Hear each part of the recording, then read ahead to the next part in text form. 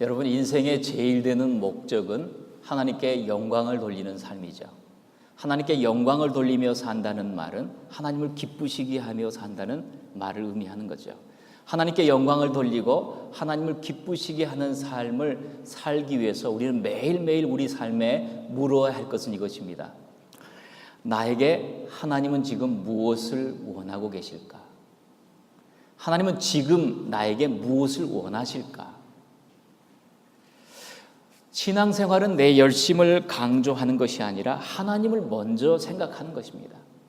신앙생활을 바르게 한다는 것은 내 방법, 내 생각보다 더 중요한 것이 하나님의 방법, 하나님의 생각이기 때문입니다. 하나님은 지금 나에게 무엇을 원하실까? 이 질문에 대한 바른 대답을 할수록 우리는 하나님을 기쁘시게 하고 하나님께 영광을 돌리며 살아갈 수 있는 것입니다. 아무리 좋은 일을 하고 아무리 선한 일을 한다고 할지라도 하나님의 계획과 하나님의 방법과 하나님의 생각을 놓칠 때 우리는 결코 하나님을 기쁘시게 할 수 없는 것입니다. 오늘 다윗은 하나님을 위해서 매우 큰 일을 계획하고 있습니다. 그것은 언약궤, 또 법궤, 여호와의 궤, 하나님의 궤를 지금 기랏 여아림에서 이제 예루살렘으로 옮기려고 하는 계획입니다. 이 일이 얼마나 중요한지를 오늘 본문은 1절에서 다시라는 단어를 가지고 이 본문을 설명하고 있습니다. 1절에 보니까 다윗이 이스라엘을 뽑은 무리 3만 명을 다시 모은다. 이 다시라는 말을 한번 생각해 보세요. 3만 명을 다시 모은다. 이 말은 조금 전까지 다윗은 이스라엘의 왕이 되어서 블레셋과의 전쟁을 2번을 치릅니다. 이 블레셋과의 전쟁에서 사울 시대의 사울 왕은 늘 패배하여서 이스라엘의 많은 영토를 빼앗겨 버렸는데 이 다윗 왕에 이르러서 블레셋과의 전쟁에 2번을 통하여 대부분의 영토를 회복하여 갑니다. 그런데 그때 모았던 그 무리를 다시 모은다. 이 말은 블레셋과의 전쟁만큼이나 지금 여호와의 궤 언약궤를 예루살렘으로 옮기는 것이 중요하다는 뜻입니다.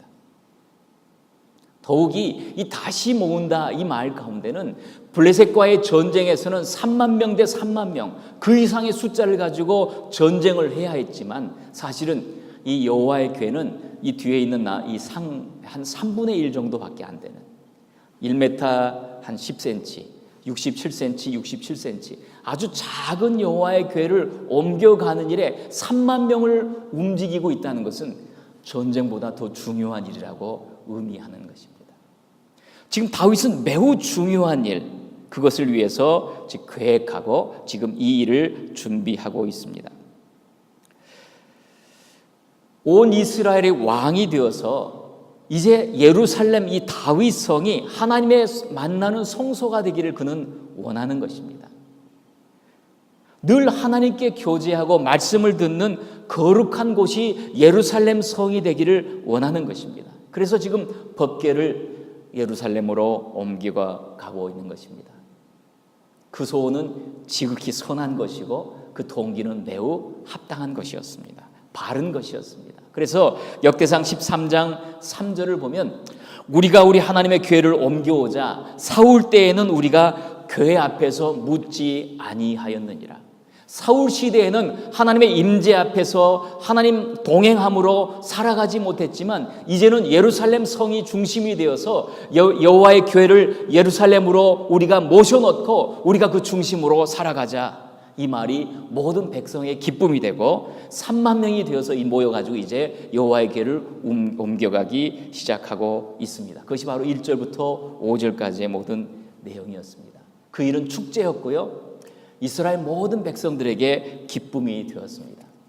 2절은 이렇게 시작합니다. 다윗이 일어나 자기와 함께 있는 모든 사람과 더불어 바알 레유다로 가서 거기서 하나님의 궤를 메어 오려고 하니 그 궤는 그룹들 사이에 자정하신 만군의 여호와 이름으로 불리는 것이라. 만약에 2절에서 이 말이 12절 하반절로 바로 연결돼 가지고 보세요.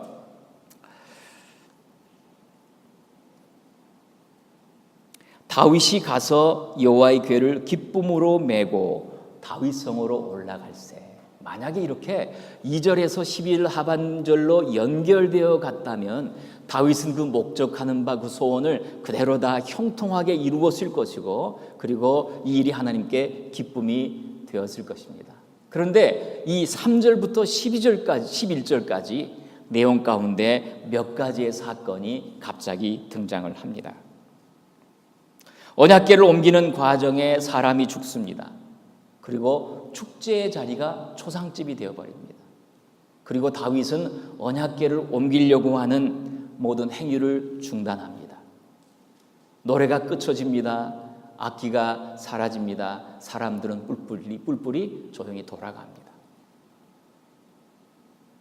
선한 목적으로 시작했던 여호와의 궤를 예루살렘으로 옮기려고 했던 이 선한 동기와 이 일들이 어떻게 이처럼 중단되고 말았는가? 하나님은 오늘 이 법궤를 예루살렘으로 옮겨가는 일에 대한 다윗을 향한 하나님의 뜻은 무엇인가를 오늘 본문은 우리에게 말씀해 주고 있는데요. 그것이 바로 2절의 시작과 함께 다윗 하나님의 궤를 메어 오려 하니라는 이 말이 3절에 이르러서는 다른 말로 기록되고 있는 것을 주의 깊게 우리가 살펴봐야 합니다. 3절 보니까 그들이 하나님의 궤를 새 수레에 싣고, 여기 밑줄을 서는 새 수레에 싣고, 4절에 그들이 산에 있는 아비나답의 집에서 하나님의 궤를 싣고 나올 때, 싣고라는 말을 여러분이 밑줄을 쳐놓으세요.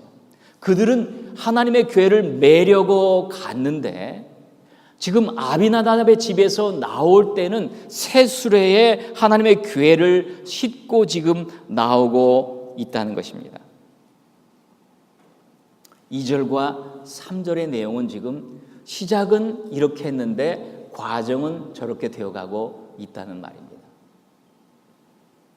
민수기를 보면은 언약궤를 옮길 때에는 반드시 고리를 꿰어가지고 어깨에 메어서 이동을 해야 한다고 말씀했습니다.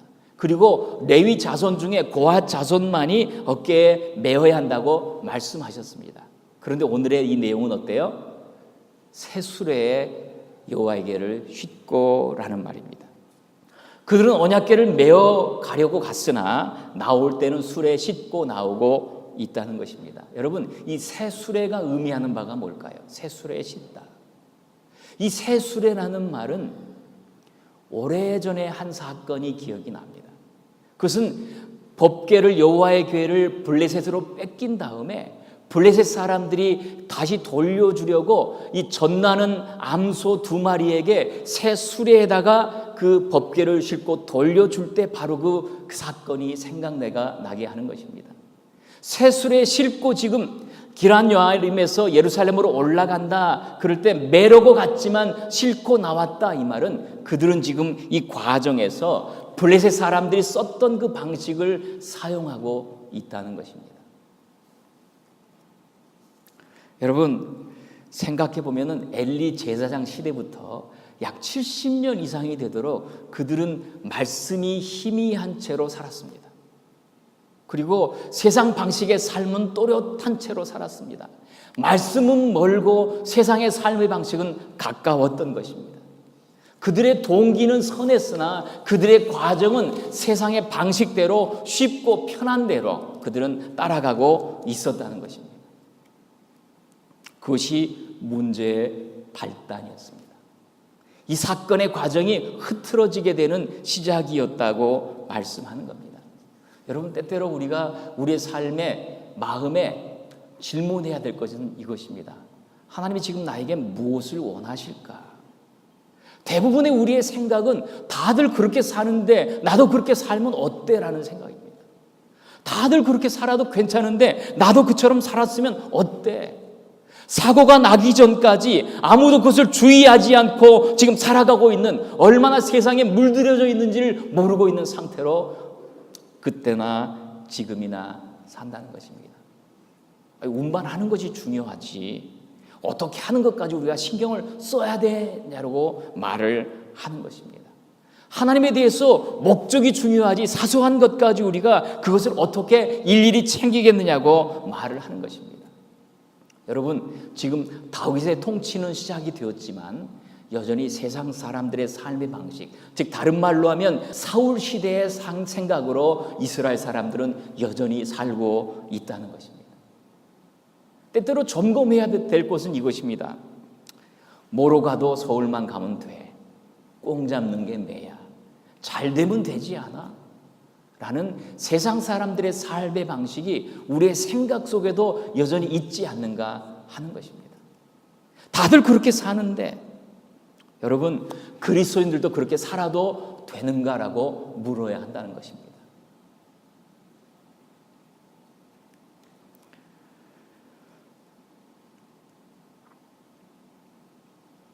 여호와의 교회를 옮기는 좋은 일을 하고 있습니다. 그런데 사소하게 보이는 어깨에 매지 않고 새술에 씻고 나오는 그것 자체가 그렇게 문제가 되느냐고 물어볼 수 있다는 것입니다. 그렇게 물어볼 수 있다는 사실은 이스라엘 백성들이 얼마나 하나님의 말씀에 희미하게 살아가고 세상 속의 삶의 방식이 얼마나 젖어 있다는 것을 보여준다는 것입니다. 거기에 한 사람 웃사가 등장합니다. 6절과 7절에서 낙원의 타작 마당까지 이 새 수레가 이르러서 갑자기 소들이 뛰니까 웃사가 언약궤를 붙듭니다. 언약궤를 만집니다. 그리고 거기에 언약궤가 땅에 떨어지지 않도록, 그가 땅에 더럽혀지지 않도록 옳은 행동을 하는 것처럼 보여졌습니다. 그러나 하나님은 웃사에 대해서 그것이 잘못된 일이라고 말씀하시고 8절에서 어때요? 여호와께서 웃사를 치심으로 웃사가 바로 현장에서 죽는 사건이 오늘 본문에서 나오고 있다는 것입니다. 민수기 14장 15절에서는 아론의 자손 중에 레위 자손 중에 고핫 자손이 언약궤를 맬 것이며 그럼에도 불구하고 아무도 성물은 만지지 말아라, 그들이 죽을 것이라 말씀하셨습니다. 아무도 만지지 말라는 이 말씀 앞에 웃사는 그것을 만지고 있는 것입니다. 그리고 그 자리에서 죽고 마는 것입니다. 여러분, 이 두 가지의 사건을 통하여 갑자기 온 무리에서의 축제와 기쁨이 갑자기 비탄과 또 어려움으로 그들은 흩어지고 마는 것입니다.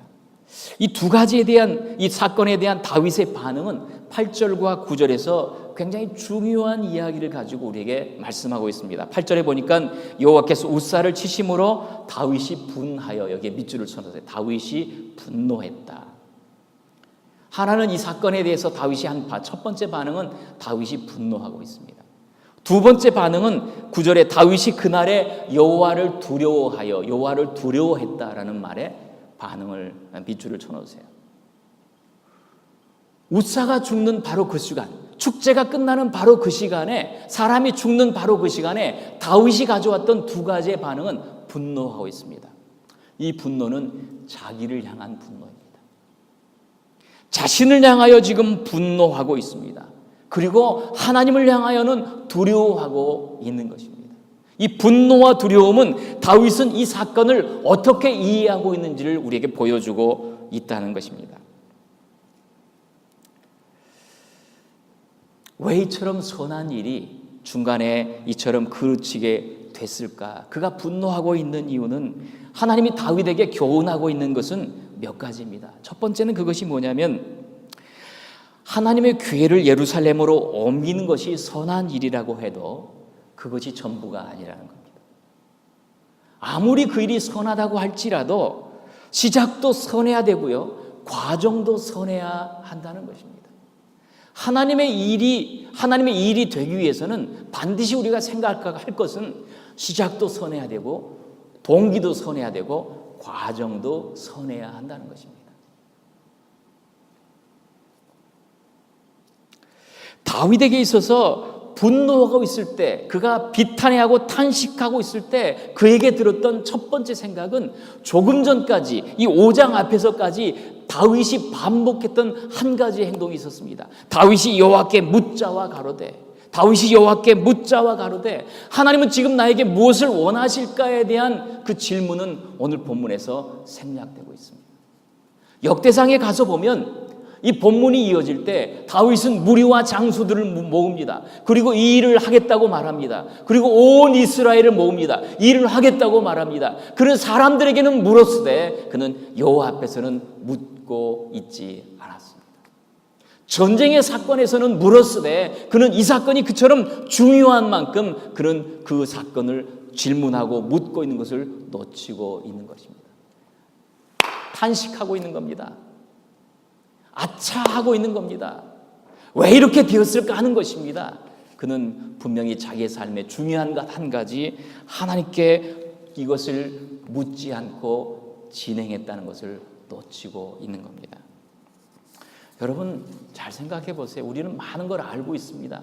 무수한 것을 많이 들었습니다. 그러나 우리의 삶에 그것이 열매로 삶으로 이어지지 않는 이유가 뭐예요? 하나님은 지금 나에게 무엇을 원하실까에 대한 질문과 하나님 앞에 서는 행동이 없기 때문에 그러는 것입니다.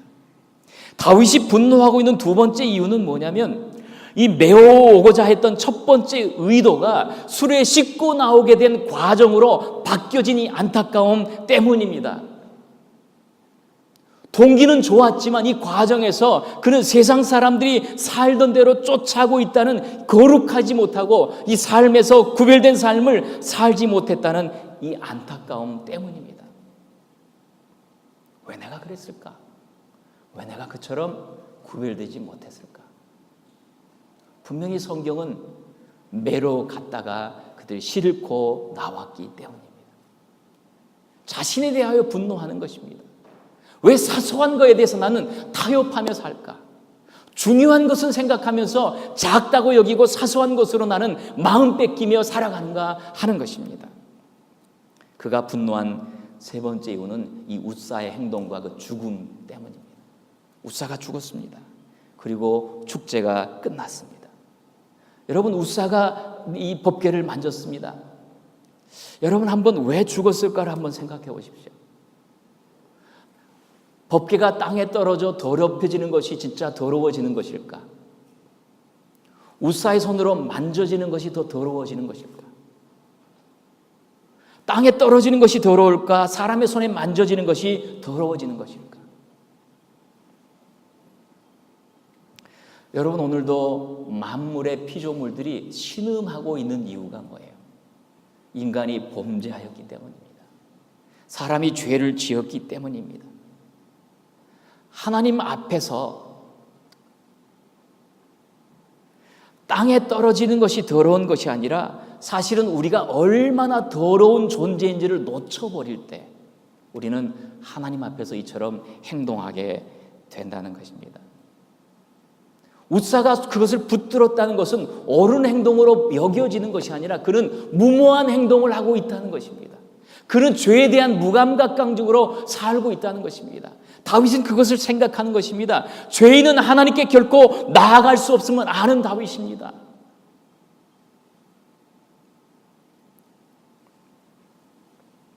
여러분 죄인이 거룩하신 하나님께 나아가면 반드시 죽습니다. 살면서 우리가 얼마나 죄인인가를 놓치고 삽니다.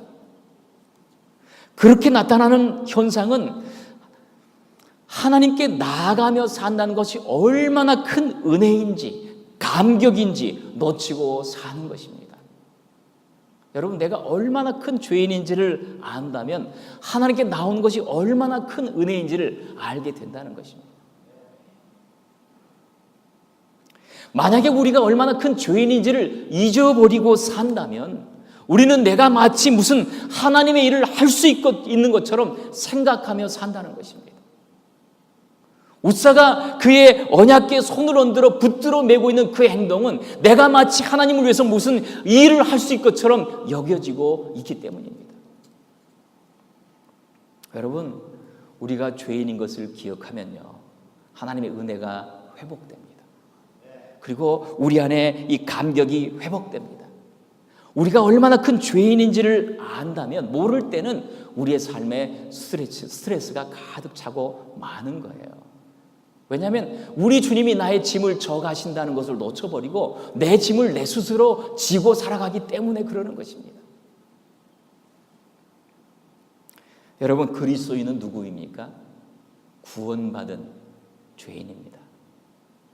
우리는 처음부터 의인이 아니라는 것입니다.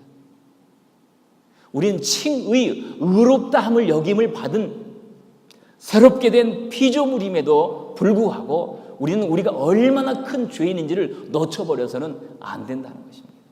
그래서 사도 바울은 그가 노년에 이르러도 말하기를 나는 죄인 중에 괴수니라. 은혜로 가득 찬 사람들은 내가 얼마나 큰 죄인인지를 그는 놓치지 않고 사는 것입니다. 여러분, 다윗은 탄식합니다. 죄가 얼마나 하나님의 거룩을 부딪히고 있는지 그는 발견합니다. 사소한 것에서 얼마나 우리는 거룩을 놓치고 사는지 발견합니다. 아무리 동기가 선해도 과정이 선해야 하는 것을 그는 놓치고 있었던 것입니다. 동일하게 지금 다윗이 깨닫는 것은 우사의 죽음 앞에서 그가 이렇게 말을 합니다. 두 번째 말하는 것이 두려워한다. 9절에 다윗이 그날의 여호와를 두려워한다. 분노할 뿐더러 자신에 대해서 분노할 뿐더러 또 하나 여호와 하나님을 향하여 두려워하는 마음, 이것이 다른 말로 하면 경외한다는 말이에요. 하나님을 경외하여, 이 두려워한다는 말이 경외한다는 말로 반복하여 성경은 쓰여지고 있습니다. 용사이신 하나님, 만군의 여호와이신 하나님, 사랑이 넘치는 하나님, 그 하나님을 향하여 이제 두려워한 하나님을 그가 그 자리에서 배우게 되는 것입니다.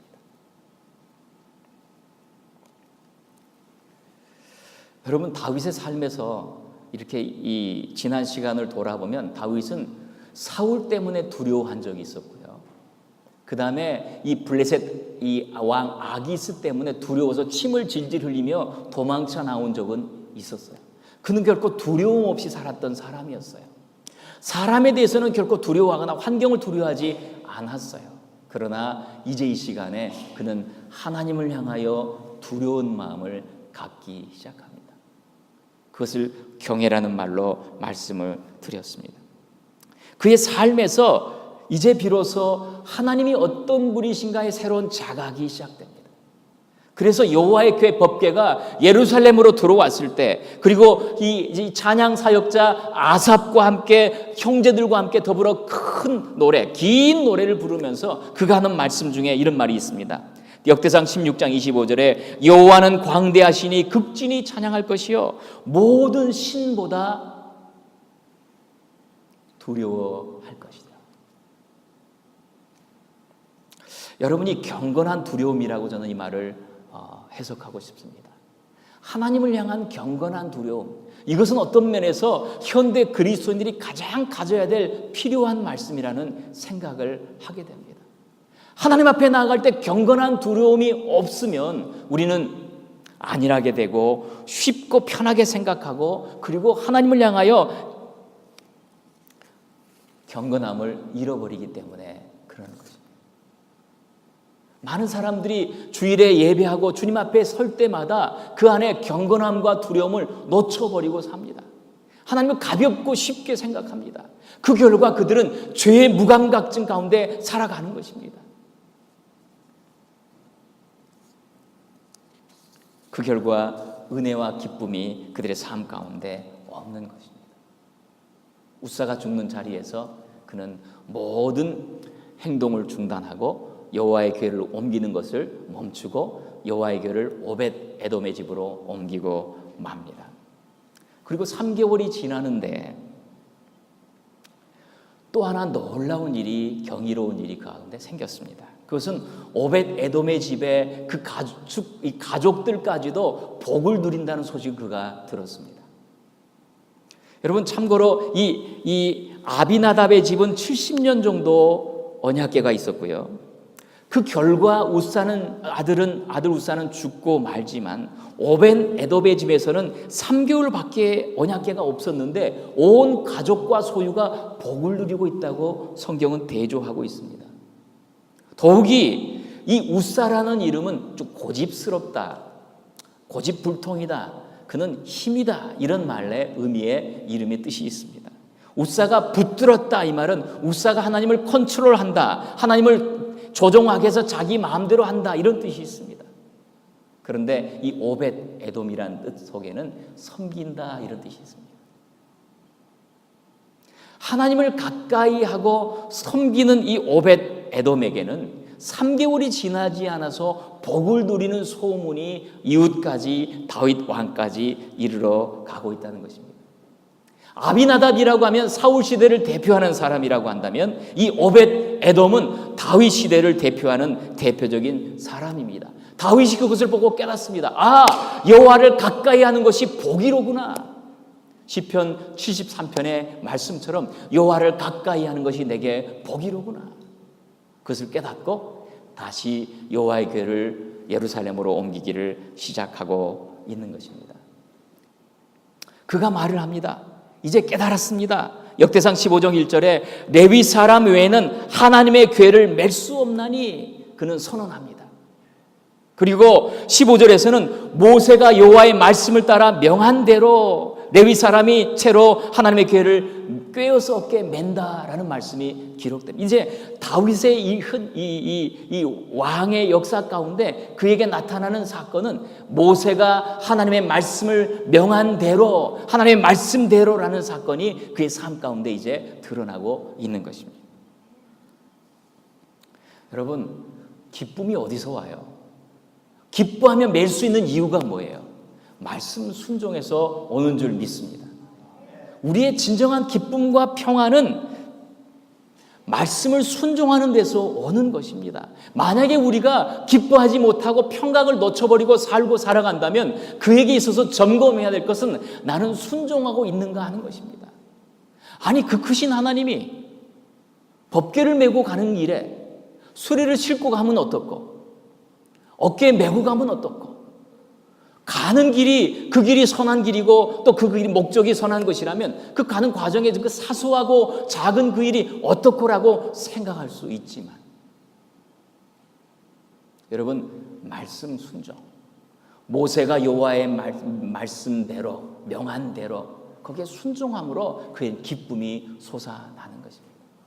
우리가 작고 사소하게 보이는 그 속에 사실은 하나님의 기쁨과 하나님의 평강이 그 속에 담겨져 있는 줄 믿습니다.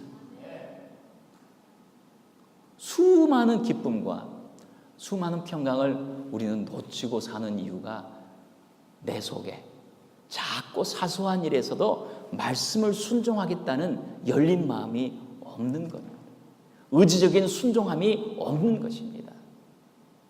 그가 기쁨으로 메고 올라가고 있습니다. 여러분, 중요한 것은요, 이것입니다. 내가 그것을 보고 얼마나 중요하다고 생각하는 것이 아니라 하나님이 그 일을 보고 얼마나 중요하다고 생각하는 것이 진짜 중요한 것입니다. 하나님이 중요하다고 생각하는 것이 중요한 것입니다. 하나님의 방법과 하나님의 생각이 더 중요한 것입니다.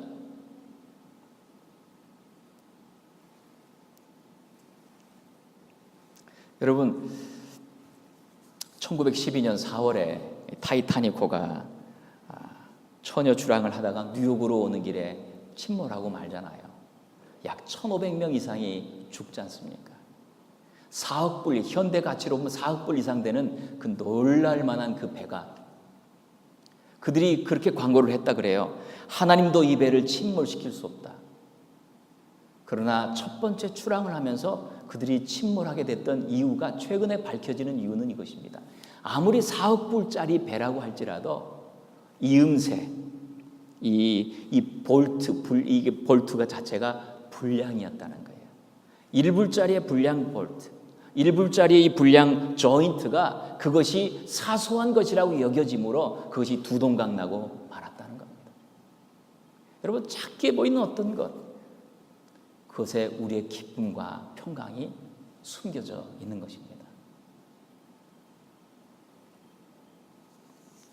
그는 기뻐하면서 올라오되 두 번째 그의 모습은 어떻습니까? 13절에 여호와를 교회를 맨 사람들이 6걸음을 가매 다윗이 소와 살찐 송아지로 제사를 드리고, 그리고 세 번째는 뭐예요? 힘을 다하여 찬양하며 베옷을 입고 찬양합니다. 나중에 보면 그 안에 미갈이 그걸 보고 조롱을 하잖아요. 왕복을 벗어버리고 배 에봇을 입고 힘을 다하여 춤을 추며 그가 제사를 드리며 찬양하고 있습니다. 그가 깨달은 것이 뭐예요? 하나님의 교회가 거룩하신 하나님의 임재하심 앞에 우리가 나아갈 때는 우리의 입모습 가지고는 나아갈 수 없구나.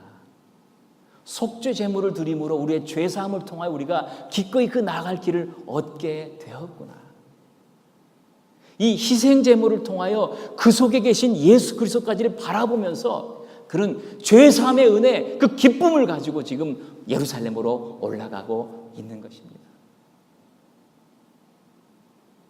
6걸음마다, 학자들은 이것을 6걸음마다 제물을 드렸을 거다. 아니다. 처음 6걸음 그때 처음 제물을 드렸을 것이다. 그들은 이 모양 저 모양으로 해석을 하지만 중요한 것은 한 걸음 한 걸음 걷는 그 걸음이 너무 귀해서 그런 기쁨으로 그 길을 걸어가며 희생 제물 속에 담겨진 죄사함의 은혜를 바라보면서 감격하면서 있는 힘을 다하여 춤을 추며 그는 지금 올라가고 있다는 것입니다.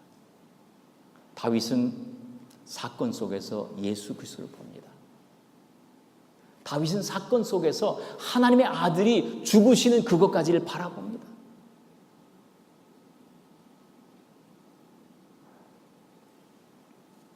하나님은 우리에게 거룩을 요구하시지만 그러나 그 거룩을 우리가 스스로 이룰 수 없음을 아시고 하나님의 자녀 아들 독생자 예수 그리스도를 보내심으로 그 거룩을 친히 이루셨구나.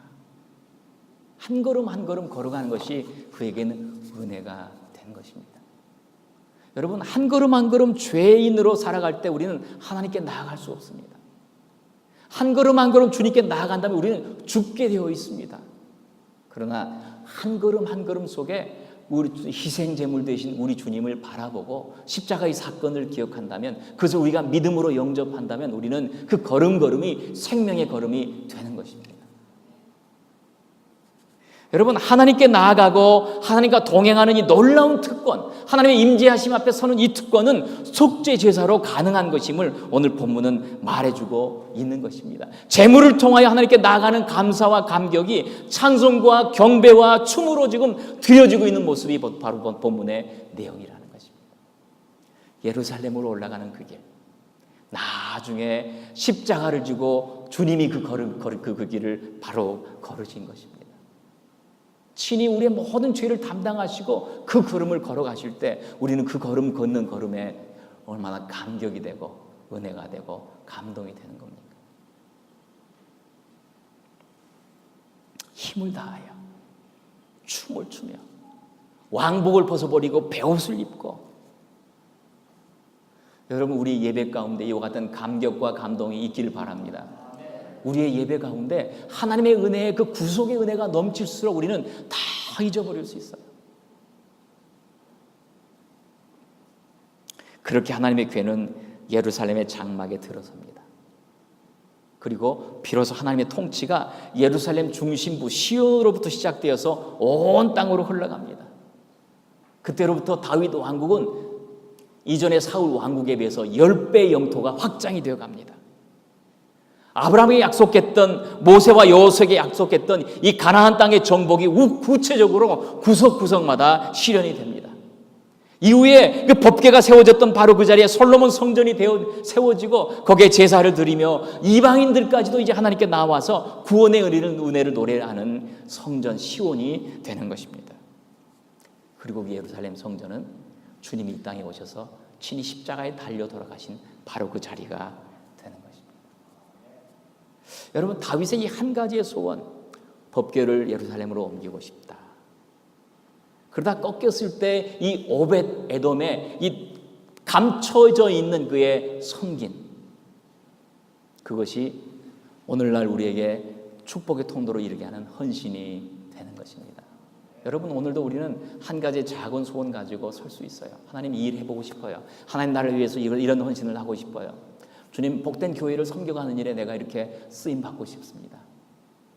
때때로 좌절이 되고 때때로 우리의 부족함으로 멈춰지게 될 때 여러분, 십자가를 바라보세요. 주님의 은혜를 사모하세요. 그리고 또 그 걸음을 걸어가세요. 그러나 십자가 속에 담겨진 그 은혜로 감격하며 감동하며 우리가 살아간다면 우리는 이 시대 또 하나의 역사를 이루어가게 되는 그 은혜가 우리 가운데 있을 줄 믿습니다. 마지막 모습이 얼마나 아름다운지 몰라. 다윗과 온 이스라엘 족속이 즐거이 환호하며 나팔을 불며 여호와의 궤를 메고 들어오니라. 다윗이 이제부터 이스라엘을 통치하면서 그에게 필요했던 것은 거룩함을 배우는 것이었어요. 경건한 거룩함, 이 경건한 두려움을 이제 배워가는 것입니다. 그리고 작은 일에서부터 하나님의 말씀의 통치가 이루어지는 것을 그가 배웠던 것입니다. 그 결과 다윗 왕국이 세워져 갔다면 여러분 오늘도 우리에게 주어진 일들에 여러 가지 주어진 말씀에 자그마한 거에서부터 여러분 우리가 헌신하며 순종하며 그리고 귀를 열어 청종하며 그렇게 나아간다면 하나님의 그 놀라운 그 은혜가 오벳 에돔에게 허락하신 모든 복들이 우리의 것이 될 줄 믿습니다. 기도하겠습니다.